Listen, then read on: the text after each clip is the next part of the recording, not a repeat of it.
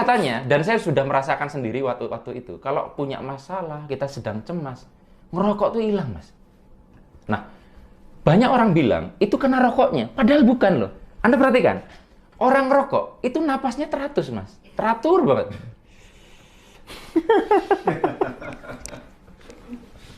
Aduh. Orang merokok, napasnya tuh ritmik, Mas. Tarik, Iya, betul. tahan, lepas. Ya kan? Gara-gara ngerokok, napasnya teratur, Mas. Sehingga itu mengelola emosinya. Kalau Anda yang ngerokok nggak percaya, silakan nanti Anda beli rokok kesukaan Anda. Tapi cara ngerokoknya gini.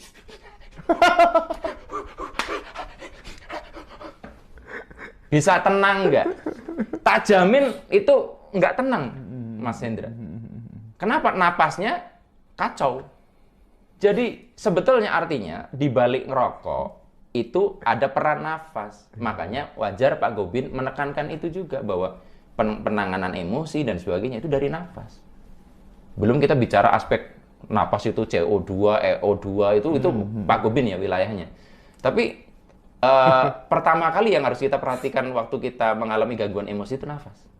Orang lagi marah banget tuh tersengal-sengal, Mas. Betul. Gitu. Ritme napas dan pengelolaan emosi. Nah, ritme napas ini ingat Pak Gobin ya. Nah, nanti gini. Iya. Teman-teman, saya dulu perokok aktif yang sangat luar biasa, sehari bisa 2 bungkus zaman kuliah gitu loh. Mas perhatikan, Mas, orang kalau ngerokok, sekali lagi no offense untuk teman-teman yang ngerokok ya. Perhatikan juga, napas itu ada napas dada, napas perut. Nah, Mas, teman-teman kalau ingin bawah sadar Anda selalu lebih banyak terbuka, pastikan napasnya napas perut. Jadi gini, napas perut tuh yang gembung perut. Nah, Bukan dada. bukan dada. Sekarang gini, kalau Anda dihipnotis dan orang itu masuk ke dalam sugesti yang sangat dalam sampai gini tuh, pasti napasnya perut.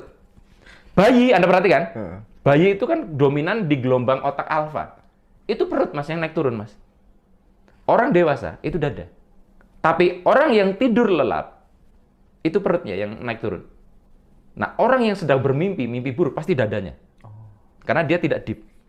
Jadi, kondisi mental seseorang akan menciptakan pola napas tertentu. Nah, ini bisa dibalik. Napas tertentu bisa menciptakan kondisi mental seseorang. Oke. Nangkap nggak? Oke, ya. Mas Hendra cemas, napasnya cepat. Itu bisa dibalik. Cepatkan napas Anda bisa cemas loh, Mas, lama-lama. Coba Mas type. Awas upilnya lepas, Mas. Cok, nanti dibuktikan Mas Hendra napasnya dipercepat. Lama-lama emosinya nggak enak. Jadi, napas dan emosi itu 2 arah. Ini bisa memicu ini bisa memicu ini. Nah, termasuk napas perut. Kita rileks, bawah sadar terbuka, napasnya napas perut. Berarti kalau kita sengaja napasnya napas perut, bawah sadar terbuka. Makanya banyak yang menganjurkan napas perut untuk supaya kita bisa mengakses bawah sadar. Jadi aku sudah bisa lihat, Mas, kalau di TV-TV itu ada gimmick gitu misalkan, oke, tidur. Pura-pura terhipnotis. Tak amatin, kalau napasnya dada, pura-pura, settingan. Wah, bohong, emang aku segoblok itu.